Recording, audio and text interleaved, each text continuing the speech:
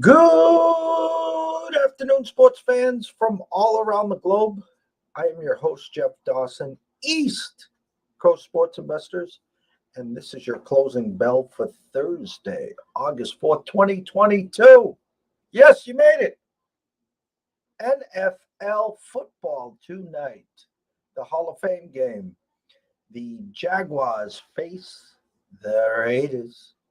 Josh McDaniels, Doug Peterson making their debuts. As I said as I printed up the intro, Urban Meyer has left the building. I started to get a little feisty with Andrew McGinnis this morning, but I bit my tongue, not knowing who's listening to our show. I did wake up to some overnight moves on the Raiders. Now minus 2.5. I do see twos around the board now. Under over will not get to 31. It's at 30 and a hook. Vegas telling me, basically in a nutshell, 17-13, 17-14. I'll be watching it. Well, actually, I'll have it on. Will I be fully invested? No, I'll be working on Friday's MLB card, of course. But had some matinee baseball today. Anyone chasing the Brewers the last couple of days, I feel for you. I really do. As the Pirates come through and win again, 5-4. Thompson versus Woodruff. Neither one gets a decision there. Let's see if there was another final here. St. Louis ekes one out 4-3, down 3-0. Scored the last 4 runs. Mikolas versus Stroman. Currently going right now, the Dodgers looking for a 4-game sweep, not a 3 or 4-game sweep at the Giants. Kershaw versus Junis, 1-0 there. Freeland and San Diego. Freeland and the Rockies at San Diego versus Musgrove. Musgrove just got paid, and their new high-octane offense without Tatis put up, a 5-spot? Drury hits a grand slam. Welcome to Padres in San Diego as they cruise yesterday. Everyone on Padres team total over. Everyone on the Padres over. Inflated to 270. Musgrove got paid this week. An interesting spot there. It'll be interesting to see what Scotty says there. Blackburn versus Junk. Another one. Junk was lights out in his first game, and I expect some regression there, so it'll be interesting to see what Scotty says there. I got my eyes on one game, and, last time we did this week, we got schnookered, so I'll be real interested to hear what Scotty has to say there. But without further ado, let's see who's checking in. Hey now, Mr. Gaskell. Mr. Gaskell getting ready to bowl tonight. Myself, Stevie Dale, and Mr. Gaskell going to take down the Southland. Pick 5, I think. I don't think it's a pick 6 in dog racing, so that would be a hell of a way to start the weekend. I guess we would have to then make our trip to Saratoga official, Mr. Gaskell. So you keep me updated with the videos, but I know you're going to be bowling tonight, so I don't know if I'll be getting them or just the updates. But thank you for all you do there as well. So without further ado, let's bring him in from the Palm Tree State himself, the one and only Mr. Scotty Webb. Hey now. What's happening, Jeff? It's football Thursday night in America. What I don't know. However that's supposed to go. It's I don't know what kind of football it's going to be, but we got football. It's the kickoff. It Hey, is. I got a play for you, so we're good, man. We'll get into that whenever you want. You know, when I follow numbers, because I'm the number guy, I'm the market guy. When Vegas won't get off a number, there's a reason. They will not move that 30 in a hook. Okay. So one of two things is going to happen today. It lands on 30 or 31. I'm telling you, 17-13, 17-14. Andrew was talking about it this morning. He likes to be contrarian here, maybe take the over. If you get a 7-7 start, a 10-7 start, you can dive into the live in game and really have a nice middle there. It is what it is. It's just to get us going. I think we'll have a full slate win next week. Next Thursday when preseason week 1 starts. Exactly. So, haven't talked to you in a couple days. What you seeing out there, sir? I think the Padres did everything the Padres needed to do, and I think the Padres are a team that's coming into the wire. They won't catch the Dodgers, but they don't have to. They just have to get in the tournament. And once they're in the tournament, I like them. I like them a lot. I think they did exactly what they needed to do to compete, not for the division because it's too late, but they can certainly be World Series contenders now, which they weren't before. They were not. And when I was on here the last time and we talked about this, I told you Drury was a guy not to be overlooked in all of that. And what happens in the first at bat that he comes up, he hits a grand slam home run. Welcome to San Diego. So my point being is that they're deep. That they brought in Soto and they brought in Drury, and they're the 2 home run leaders on that team now. Just by those 2 guys showing up, which surprised me a little bit. So I like what they did, and I think that. There's no question they are one of the best teams in baseball. Are they at the elite level? I'm not sure. The Dodgers have just passed the Yankees in wins. There's 71 wins, and the Yankees are at 70 wins. Yankees are stumbling through life a little bit. I thought I saw 12 and 14 their last 26. Yeah, I mean, the Dodgers are hitting. And they're getting good pitching. But that being said, what's that good pitching going to look like in a short series against possibly better pitchers? I mean, they got to match up against Scherzer. They got to match up against DeGrom and those guys. They don't. So, you can't put Kershaw out. Well, you're going to. I mean, they're going to put Kershaw out there against those guys. And he's going to be an underdog. Now the Mets, they have the pitching, but they don't have the offense that either San Diego or the Dodgers have. Okay, I'm going to stop you right there because I'm a numbers guy. Okay, so before the trade or trades, they got Hader the night before, then they get Soto and Drury. Padres 25-1 now, 10-1 to win the World Series, and I think they are obviously the second favorite. No, the third favorite still in the National League. The Mets number never moved. Now, listen, I'm not saying the word Mets so TJ jumps on here and we get the duck boats and parade. And come playoff time, we know it's pitching, we know it's defense, we know it's the back end of the bullpens, and these hitters out of nowhere, the timely hits, the guys that you don't expect, someone always pops through the crevice. So I know the Padres are coming full blown here. I get it. And now everyone's chasing the Dodgers. And I can't believe I'm going to say this, Scotty. I'm just the numbers guy. Numbers are telling me the Mets are coming out of the National League. Well, it wouldn't surprise me that they do. My concern about the Mets is that you can beat those guys 2-0, and because you don't have to have the same pitching they got. You just have to have great quality pitching, and the other teams do. And you know, we didn't say anything about the Braves in this conversation, and the Braves aren't going anywhere either. So the Braves have offense and they have decent pitching. The Mets have great pitching. I would even say elite pitching. They just don't have an offense that matches up with the other teams. The Dodgers and the Padres have offense. The Dodgers have offense, and they don't have great pitching. I would match them up with Atlanta's pitching, right? I mean, they're probably as good as Atlanta's pitching. And then San Diego's got a little bit better pitching than what the Dodgers do, and a little bit better pitching than what Atlanta does. And their offense is just as good as either. So I look at it and go, holy cow!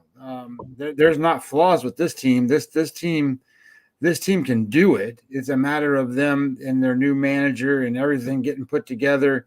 And the key is going to be Tatis. Is Tatis going to be Tatis when he gets back, or is he going to be rusty Tatis and he's not going to play well and you know he's going to be, you know, not a contributor? Because if he's going to contribute at MVP level, man, that's a whole different team. I mean, it's a whole nother level that team is going to go to. Heater, Diaz, Kimbrel, rank those 1 to 3. Well, Diaz is number one this year. Diaz is number one, and then I'll take Hader. I'll take Hader and what he's proven to be able to do, and then I'll take Kimbrel, because Kimbrel he's who knows what's going to happen when he comes in the game. But in terms of depth, that's where, hey Billy, how are you? That's where I think that we run into a little bit of a trouble. The back end is good for these teams, you know, the closer guy, but the depth is a little bit concerning to me when you bring out the Padres. I don't think say 6 through 8's that great. You know, the Dodgers have 6 through 8 that's really, really good. The Braves have 6 through 8 that's pretty good. And the Mets have 6 through 8 that's not as good as some of the other ones. So you know, it's the back end, though. The Mets have the best. Well, it could also be in a short series, Scotty, where let's just say, you know, a Walker or a Bassett might even be asked to go, you know, 6-7 or, you know, 7-8 or something, just to get them to the next series. Where again, these guys, I have to take my hat off, because when they lost everyone, they found a way to keep it together. Yeah, the Braves came from 10 back. They cut it to 1 at one point, but the Mets said, no, not so fast, guys. You ain't going by us here. It's going to be fabulous. It's going to be interesting. And you know, I'm still salty because, you know, this Tatis thing is a joke. He's milking this for as long as he wants. You know, I can guarantee you this. I will guarantee you this. If his ass wasn't getting paid, he would have been playing a long, long time ago, sir. Maybe so. I don't know. I don't, you know, the one thing that I quit trying to do a long time ago, because I don't think it's necessary, and it doesn't help in the strategy wise of trying to handicap games and the indoor bet games. Now, it might be a strategy for betting futures, but for trying to discover the purpose of why players are either hurt or not hurt, or they're going to play or not play, or are they truly injured or truly not. It's not. I don't care. I don't care one way or the other. I don't care about their contracts. I don't care about any of that stuff that much. And the reason that I don't is because I need to know what Freeland and Musgrove is going to do today. And if I'm going to bet on one of them, I need to know what they're going to do. So sure, in a long run, in a big picture series, and we're talking about the World Series, and we're talking about matchups and motivation, that matters. But it doesn't necessarily matter on the short term. And most of, you know, I do everything daily anyway, and I do a lot of preseason work and a lot of the stuff that way, and look at a lot of things on those regards. But in terms of that part of it, that's where I sort of draw the line and go, you know what? I've been in those locker rooms. I've been in the clubhouses. I've talked to trainers. I've talked to the clubhouse guys. I've talked to the players. Shit, I've been one of them. So when you're in there and you're dealing with stuff, there's a lot of things that aren't disclosed because they don't want the other team to know or public to know certain things. You know, that sometimes people are really, really hurt, and they don't want you to know that. Other times they're not really, really hurt, but they want you to think they are. So there's all kinds of crazy stuff that goes on with that. What does the government call that stuff now? The misinformation something? I don't know. Anyway, that's kind of how it's played. In the NFL, it's even worse. So as you go through all this stuff and kind of sort it out, you just have to know who's playing and what kind of quality player they are. And you got to look at it and say, okay, they're going to be playing at their best or not. And if they're playing at their best, what is their best worth? And when it comes to Tatis, he's an MVP of all baseball. He's that good. So if he jumps out there and he's that way, then he jumps out there and say he plays I don't know, let's say this plays the last 30 games. What if he hits, I don't know, 12 home runs in those 30 games, and he's starting to, I mean, that's pretty good. So who knows what he's going to end up doing. And, someone brought up a great point, I think, too. That's been Tatis's team for a while. I know Manny is the level-headed, that technically it's Manny's house. But, Tatis is the loose cannon. He's the happy-go-lucky. He's the one that stirs, the pot there. In comes Soto, and Soto can take over that clubhouse in 2 seconds. And Tatis will be sitting there, and how does he take this? It was because of his stupidity, not once but twice on the motorcycle, that he missed this whole season so far. And he's damn fortunate that they got out to such a good start this year, and they're able to say, all right, we're not going to rush you back. We're not going to rush you back. Then they make the move to get Hader. Then they make the move to get Soto and Drury. Listen, they're all in. They're all in. And you know what, though? I tell you what. I think they come up short. I mean, obviously, if they get to the World Series and win it, I wouldn't be shocked. But listen, this team next year and the year, God bless America, because they're going to be must-watch TV. There's no question. I mean, there's no question. This is going to be this is going to be I would argue and have a hard time that the Dodgers are going to be the favorite next year. I mean, I just have a hard time with that. They're the Golden State Warriors right now of baseball. No, I mean, I'm just saying. I mean, I'm talking the Padres. I know that, but think about the Dodgers, right? You're not going to get the same performance out of Alexander or Goslin and Tyler Alexander and those guys. They're going to need to bring in some guys that can pitch. They're going to need to get Bueller healthy, and they're going to have to get the redheaded kid that throws 100 miles an hour back. Those guys are going to have to play well. Kimbrel's going to have to, fight off the demons or whatever the hell they got going on over there, and they're going to need Bellinger to hit. They're going to need a lot. Hey, listen, they can go get Eovaldi next year if they want him. He'll be a free agent. There'll be pitchers out there. They're going to open up their wallets, and they could use Bellinger as a trading chip to the Red Sox. He's their new Schwarber. I'm just making stuff up, obviously, at this point. You can move Gastrol back there to close. I mean, Kimbrel is a train wreck. You give him a 4-run lead, and he's going into the 9th.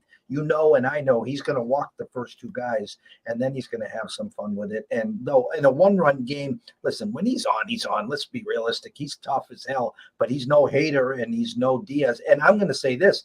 I wouldn't be surprised to see Hader shrivel up at least a little in these playoffs now. And, Diaz, when he's locked in, again, I can't believe I'm saying the Mets. God, yes. You're welcome. I'll tell you that Milwaukee's been in these spots. They've been there.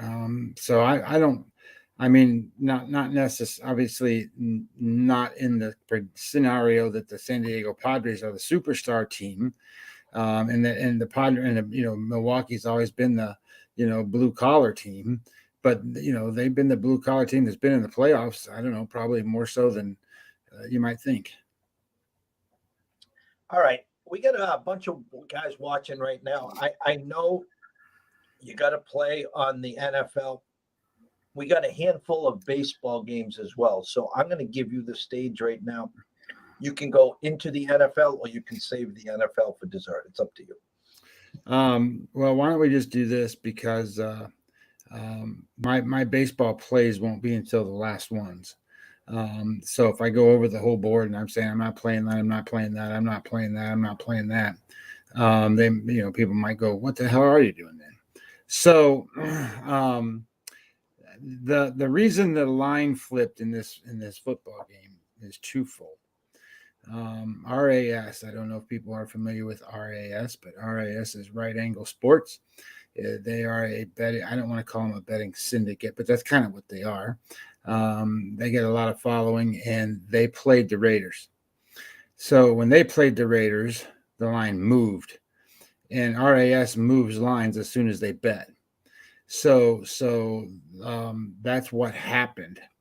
Now, I will tell you the reason why the line moved is because the Jaguars are going to start the third team quarterback and play the fourth team quarterback. They're not playing Minshew. They're not playing Lawrence. They're not playing any of these guys. I don't think Minshew, huh? Are they playing Mark Brunell? They might. So the issue here is you're gonna run where's my thing at here? I was gonna tell you. It's gonna tell you exactly what it was if I can find it. There it is. All right, so Pederson is gonna start Jake Luton tonight. And he's going to start for Jacksonville. And then Kyle Slaughter's going to play. And Kyle Slaughter is of the USFL. Those two guys are the starting quarterbacks tonight for Jacksonville. The Raiders are not playing Derek Carr, but their quarterbacks are Jarek Stidham, Nick Mullins, and Chase Garbers. So you got two veteran NFL quarterbacks that are going to be playing against these guys in Jacksonville. The other thing that's going on in Jacksonville is obviously they're a very young team, and NTN's not going to play, and we all know all that stuff. But what they do have is going to play is a lot of real young, first-time, second-time, rookie kind of players. They're all going to be on the field. And, the Raiders have a little bit of that, but they've got a lot more veteran-type backups, and I think that you're going to really see now motivation-wise. I think they're both motivated to do nothing, but I think that you're going to see that the Raiders will be the right side tonight. And now that brings up a different question because you said the number was now 2.5. That's a big deal in regular pro football numbers, 2.5. In what we're talking about today, 2.5 is a terrible number. Because and I'm glad you bring that up because to the newbies that don't understand, you will tell them because when a NFL coach is behind by 1 point, they don't kick the extra point, they go for 2. So when you're in these spots, this is a bad spot to have to cover 1 or cover 3, let alone cover 2. So I'm going to tell you to take the Raiders on the money line. The money line's minus 140. Take the points all the way out of it and just take the Raiders on the money line. I remember sitting there, and I think it was an early preseason game, and I got the late touchdown with 3 seconds left. And I'm like, yes, I think I might even had the over.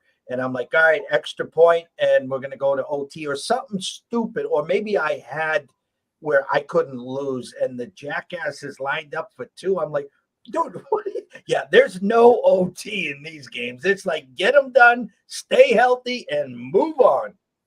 Yeah, so I think it's important to understand that as you move forward and betting in the preseason. Now, I will tell you, when you can find edges, you bet them, and it's just like anything else. But these edges in the preseason are a little different because when you're doing a regular football game, you actually are looking at yardage and EPAs and all kinds of other things. So we're not doing any of that in this because who the hell? Like I just told you who the starting quarterback was, and everybody's going to their thing going, who in the hell is Jake Luton? So the point of the matter is you don't even know who the guys are. And well, theoretically, neither does a team. They're trying to figure out who they are. So they're going to go out there and let them do whatever, but they're going to keep the reins on them too. And what I would tell you is that when you're doing these things, it's about the depth of each roster. It's about the matchups on the quarterback rotations, and do these quarterbacks have some NFL experience, and can they actually move the football? Because if you're not ever able to move the football against an NFL defense, you probably can't do it. And you can't do it until you can. I'll tell you that. For the past 10 years, 12 years, I remember 34, 33, 32, 31. The Hall of Fame game has always been a dead ass number. Now everyone's coy to it, just like the Ravens. The Ravens, certain coaches want to win these preseason games. The Ravens is one of them. Exact opposite of the Patriots. I said this morning. Bill could give a rat's ass about these 4 games. The only one that he really usually tries, it's usually game 3 against the Giants when the starters play the first half and maybe the first possession in the second half. With that said, sir, don't you find it comical they won't get off 30 in a hook? I thought I saw it was either last night or the night before. I thought it got to 29 and a half and then got back up. Is what I saw. Now, that doesn't mean it's going to change now before the game time. I think everybody and their brother's coming in there trying to bet under. So here's a couple of numbers I have for you for this game. And they're just recent trends. They're nothing crazy. And you know what? In these kind of games, I don't mind trend bettors either. So, the Raiders are 3-0 straight up and against the spread in game 1 the last 3 years. They're 0-3 straight up and against the spread against the NFC, and they are 0-4 under in game 1 the last 4 years for the Raiders. The Jaguars are 0-3 straight up and against the spread, 0-3 game 1. They are 5-1 against the spread against the AFC West the last 6 times they played them, and they are 5-1 over against the AFC West the last 6 times they played them. All courtesy of Mark Lawrence. There you go. And I'll just go with the opening number. Raiders -133 and a hook. So if you play devil's advocate in the conspiracy theory, it's going to be 20-14 Raiders, and Jacksonville, first and goal from the 2, 3 seconds left. And that's how the ball game ends. I mean, they'll go. They're going to try. They'll. I don't know what. Now, if they score to tie the game, they'll kick X points so they don't have to go into overtime or whatever. But it's. I don't. You know how these games go. To call it real football, I don't know. I mean, as far as I'm concerned, they do a lot of. I don't know. I call it leaning on each other and pushing each other around just to run the clock out over and over and over and over. But, who knows? You get these new head coaches out there, especially the one for the Raiders. They might decide to go out there and just throw the ball all over the place. I don't know. I don't see anything where that's going to happen. All the clippings and things I've tried to get to get information and motivation on the game, I don't see that happening. I saw the Raiders have a draft choice out of Georgia. He's the second running back for Georgia last year, and they want him to run the ball just to see what he can do. So expect to see a lot of him. MLB today, I'm just looking at the board right now. Noah Syndergaard gets his first start against Espino. Braves and Mets, probably the game of the night. Wright versus Carrasco. Newcomb is the starter for game 2. Cubs in St. Louis. Quintana gets his first start with St. Louis. Cy Verlander against Plesac at the Guardians. Springs and Hutchinson, Tampa at Detroit.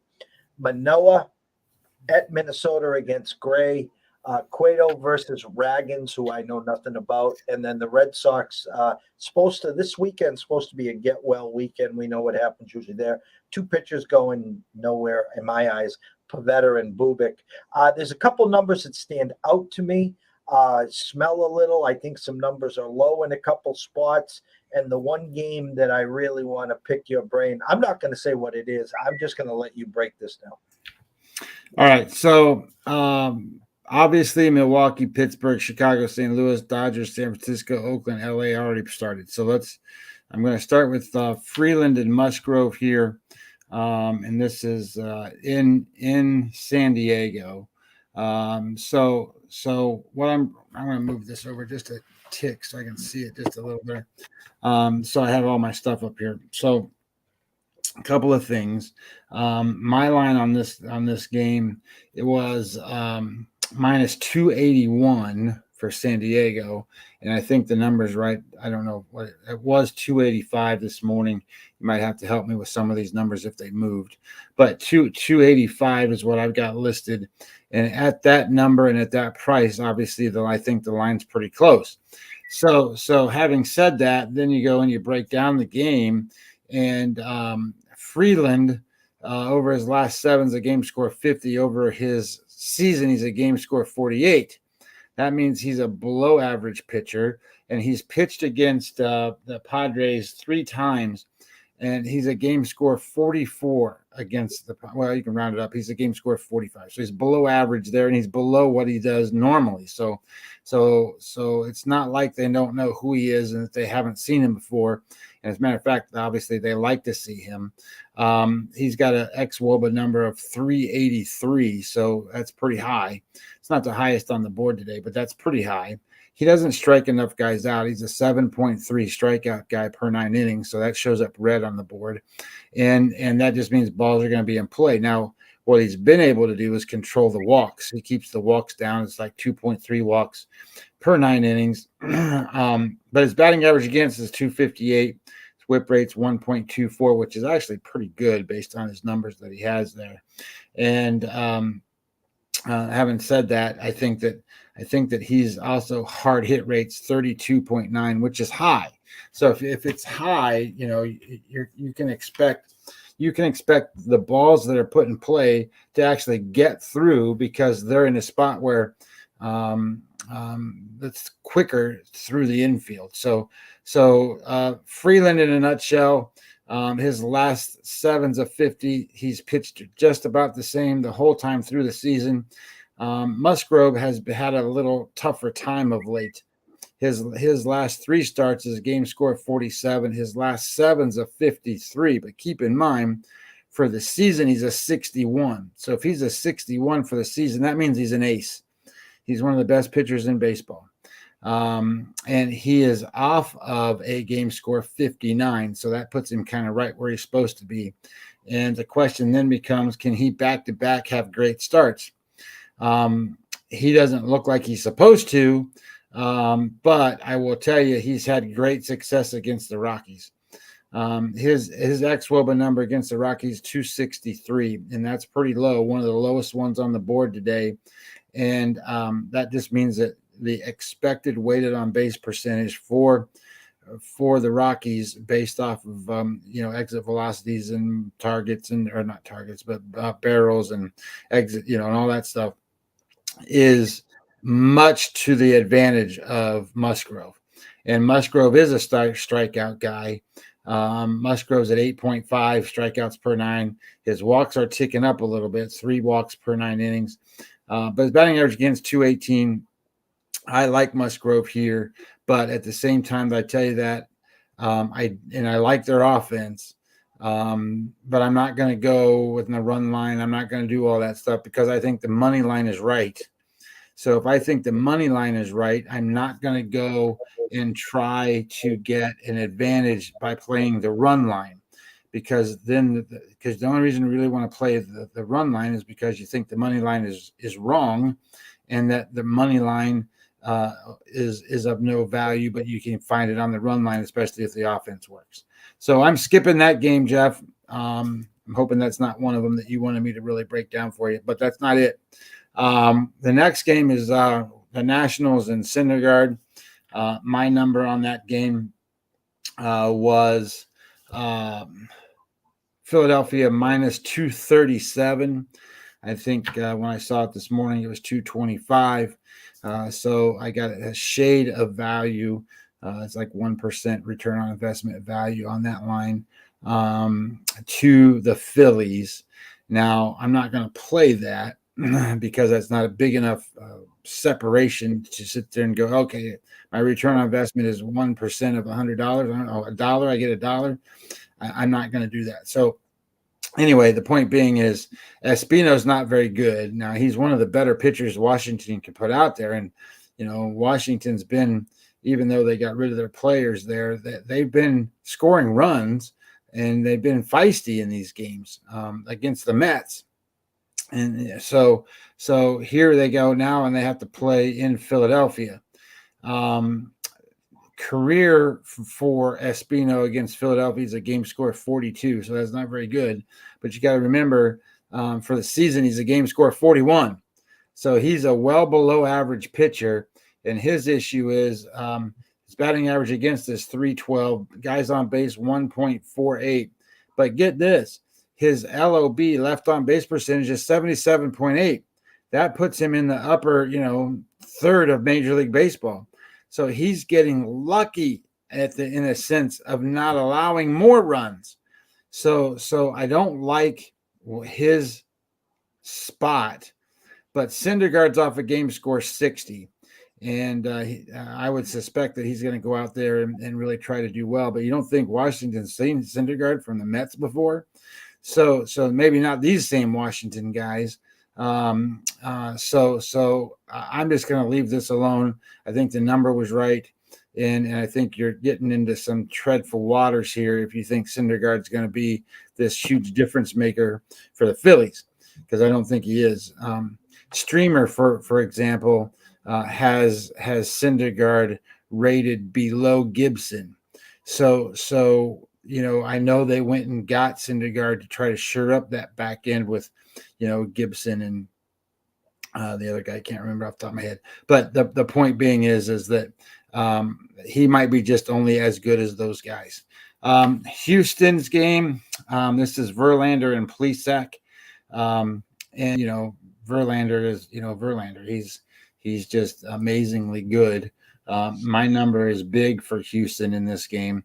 I think the number was Houston minus 180. Did that come up somewhere? I mean, is it to 200 or is it still 180? 175, 170, 195 at the Square, but William Hill and Caesars. Well, there you go. So it can still be, so 180 is probably a fair, reasonable number to put in there. But my number in this game is well into like 250. Now, and so that I think there's value on Houston. Now, having said that, I think there's value on Houston. I can't find a way to play him. So you can't play him on the money line. Where is Houston's number on the money line? Well, they're minus 105 at Westgate, and they're say minus 110, minus 115 if you wanted to play them on the money line. The problem with playing them on the money line right now is that Houston's offense is ninth in terms of scoring runs. They scored 31, which is pretty good. But San Diego scored 46, the Dodgers 48, the Yankees 42, the Mets 36, Baltimore even 34, Cleveland scored 31. So there's no distinct advantage where you've got Houston at 9 and Cleveland at 11 in terms of offense. And when you're playing the run line, you really want that. And now Plesac, is off a game score 31. So that's where I had the bigger issue of, okay, he's due for a good start. His career against, his last 5, I shouldn't say career, his last 5 against Houston's a game score 31. So I don't expect him to do well. And here's, I just think that this number's too big. It's too big for me, and I think that I don't want to get involved in it there. I don't mind somebody wanting to play the run line just to take a shot at it. If you want to play the Astros minus 110, minus 1.5, I'm good with it. Verlander's got some edges there. Sierra number is 2.94, but he's in a 3 against a 3.90. So that's a 1-run advantage. But where it really becomes bigger is ERA minus. His ERA minus is 27, that means he's 73% better than an average pitcher. He's the lowest guy on the board today. And then Plesac is 173. So he's 73% worse. So maybe you can get an advantage there. But Cleveland's offense has just been hanging around and doing well. They're top 10. So that doesn't mean they're going to hit Verlander, I suppose. But anyway, I didn't play that one. I think there's some better other spots. So Tampa Bay here is playing Detroit. Look, he's got his eyes up. Maybe this might be the game. So you got Springs and Hutchison. Now, Hutchison is pitching out of his mind. He threw a game score of 59 the last time out. He got me last time. Yeah. His game score for the season's a 48, so just right around the average. But Springs, who got off to such a good start for the Rays, is now down to a game score of 51, and his last 7 starts is game score of 41. Now, keep in mind, Springs is a guy that is going now 4 and 5 and 6 innings because he was a relief pitcher, and now they've stretched him out a little bit. But he goes on 2 or 3 starts, and then he skips 2 or 3 starts. Then he goes to 2 or 3 more starts. So he doesn't really have this consistent run of full 7, 8, 9, 10 starts in a row. And he's got that going into tonight's game.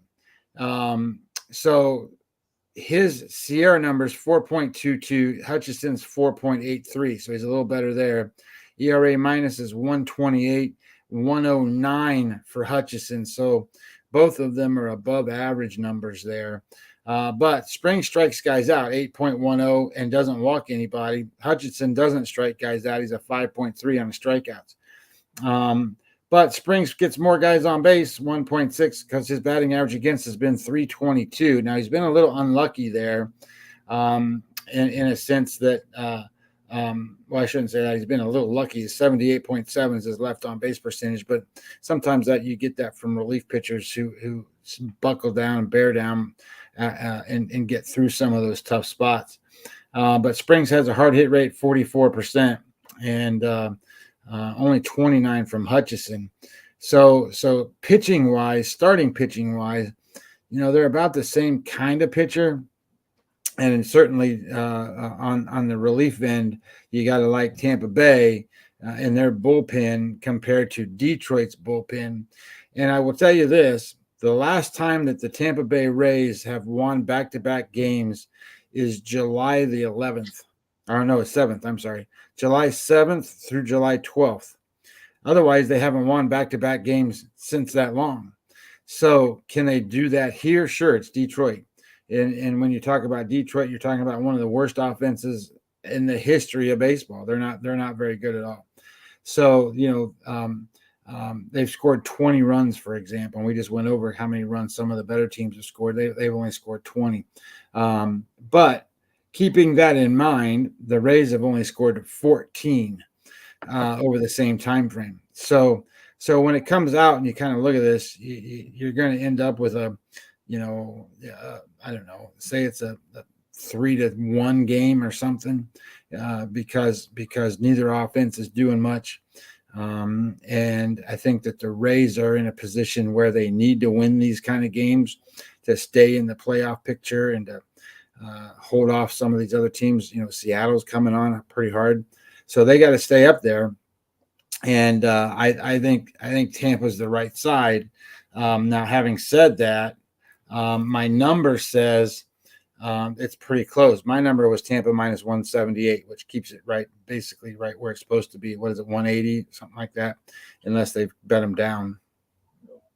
And I tell you, this was the game I wanted you to break down specifically because it was more on I've been waiting for some Hutchinson regression. I talked to Riley yesterday. My dog of the day on the show yesterday was Oakland over Shohei. I thought the number smelled. Okay. I talked about it. Caprillion in July has been lights out. He's been phenomenal. And Hutchinson got us last time. I mean, we're talking first 5, full game run line, and we were talking team total. And it was almost like I was looking at this as the perfect storm. Under over at 8.5, under 119 overnight, now a flat 8. I mean, I guess the initial question to you is, can Tampa put a 5 spot up? I guess is the question. I don't think they can. I mean, they're not hitting. So that's why I said I think it's going to be like a 3-1 kind of game, a 3-2 kind of game. I even though the both pitchers aren't very good going into tonight's game, and Detroit certainly can't hit left-handers. So I just sit here and go, this is, even though the Rays are a playoff caliber team right this minute, they're not playing like one. And at the same time that they're not playing like one, that means that they're going to have a stretch to try to get through Detroit, and especially who they got on the mound. Now if you had McClanahan on the mound or something, that'd be a whole different story. It'd be but of course the line wouldn't be where it's at either. But you follow where I'm going. I just think that this is one of those spots that, yes, Hutchinson off a game score 59 is probably going to get hit, but at the same time that I say he's going to get hit, who's going to hit him? The Rays are struggling there. I think that the next game people might have an interest in me to break down. So this is Atlanta and this is the Mets. So are the Mets still favored? Yeah, there's 2 games that smelled to me today. That was one of them. Obviously, I think they're begging for Met money. And the other one that I think you're going to actually be on this other side is I think they're begging for Jay's money as well today. So my number in this game is where'd it go? My number in this game is I have Atlanta minus 107. And I think the number was Mets minus like 120. So that means you can get the Braves at plus 110. So caught my interest right away. I think that's value. That's at least a 7% return on investment wager. So then when I started to break this game down, the first thing that I looked at was, okay, what do they just do? Well, Carrasco's off a game score 80. Okay, well, I know what he's going to do. He's going to go out and not do very well tonight. And Wright's off a game score 58. Over the last 7, Carrasco's off a game score 50. And Wright's off a game score, or his last 7's a 52, or well, really 53. However, then I stopped in my tracks because, these guys play each other a lot, and Wright's pitched against the Mets. And he pitched a game score 44 against the or 49 against. I'm sorry, 44 against the Mets this year, and his game score in his last 5 against the Mets is a 49.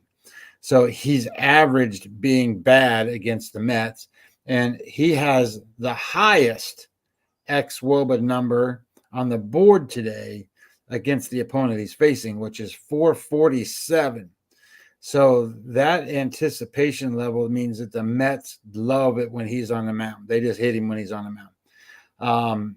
So that scares me a little bit because the number 1 offense in all of baseball right now is the New York Mets.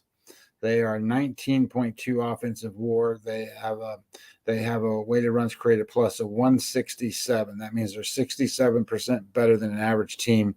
They've scored 36 runs. And they don't strike out, 14.9% strikeout rate in that week. So I like where we sit with the Mets on offense. And then I think that you have the back end, like we talked about at the beginning of the show, where the Mets have an advantage there. So the only way that I would ever think about playing this game is Atlanta Braves in the first 5 innings is how I would try to do it, but I just decided I don't have to play it, so I'm not gonna. And I like the Wright advantage. I think Wright has an advantage. Now, my concern with Wright is that he shows up on some of these lists, and he shows up pretty good in certain spots. But what he doesn't show up good on is batting average against, which is 257.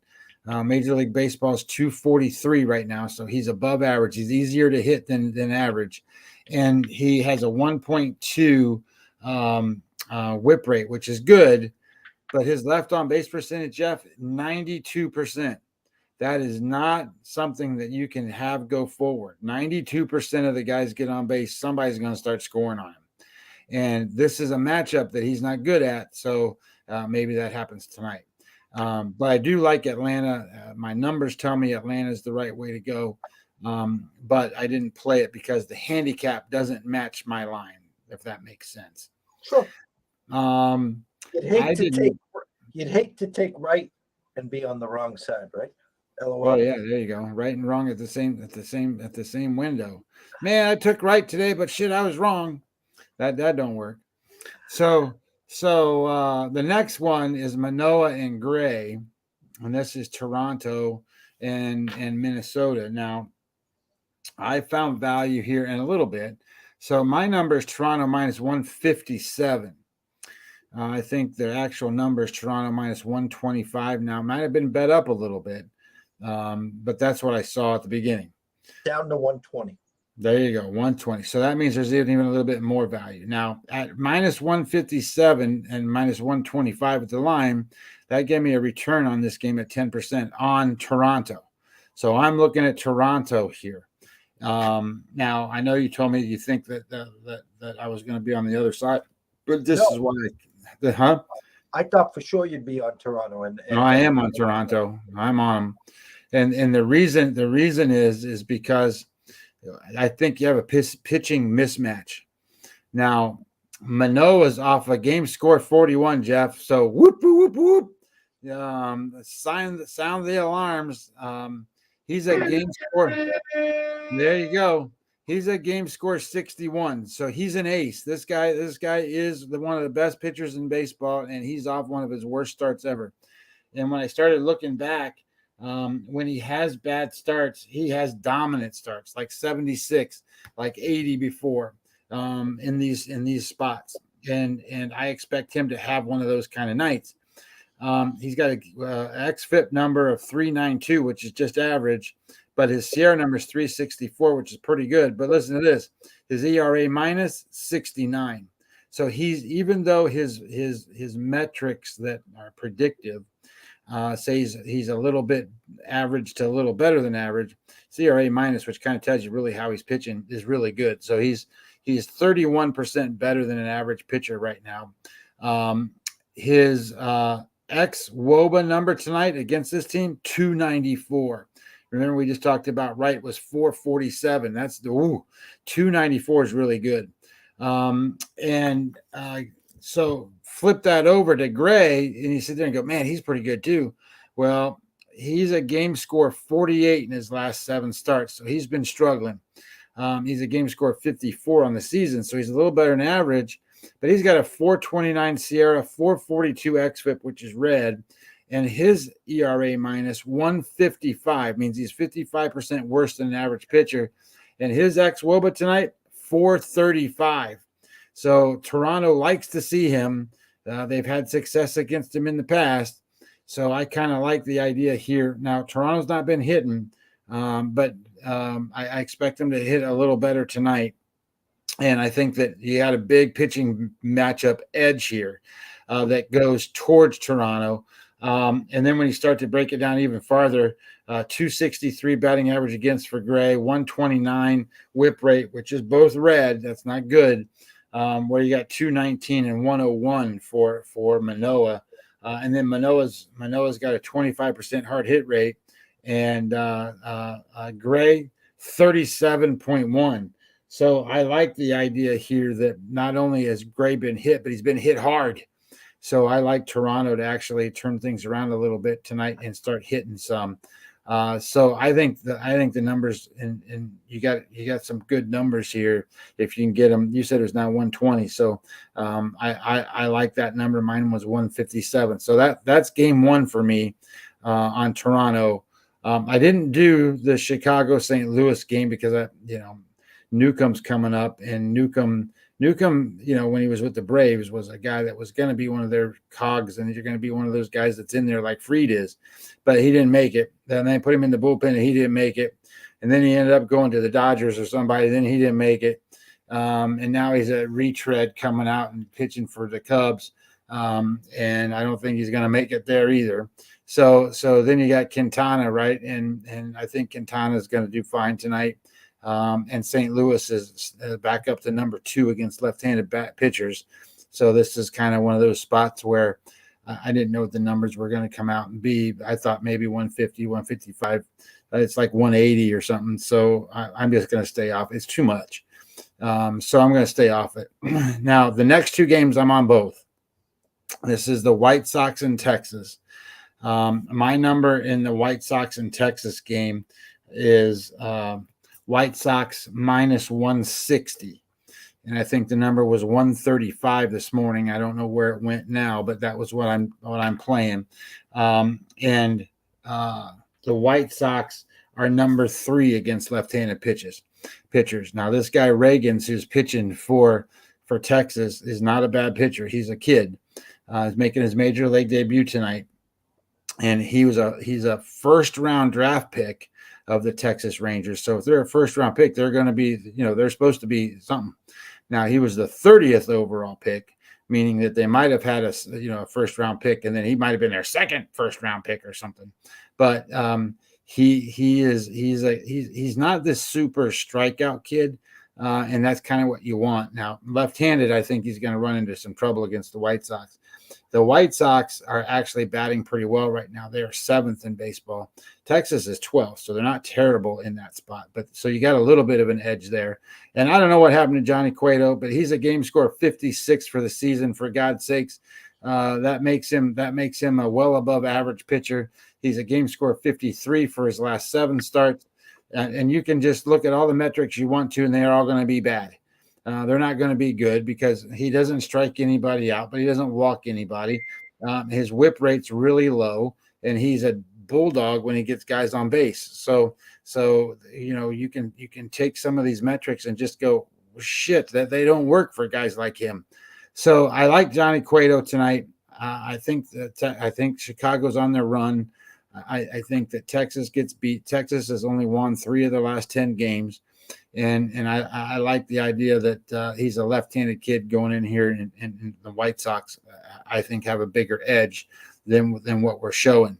The last game is Boston, Kansas City. This is Pivetta and Bubic. And anybody's watched me do this stuff before, I'm not a big Bubic fan. But that being said, I got Boston minus 159, and I think they were like 135, 130, something like that. So I got value in Boston tonight, and Pavetta's off a game score 27. So I expect him to pitch better. Now, his last 7 starts, he's been shit. And you know that. He's a game score 36.6 in his last 7 starts, but his game score for the season is a 51, which keeps him right around that average number. He's got a 4.71 Sierra number tonight, which is not good. You don't want to bet on guys at 4.71 Sierra number, but Bubik's got a 4.68. And what I really liked about this is that Bubik's pitched against the Red Sox before, and Pavetta's pitched against Kansas City before.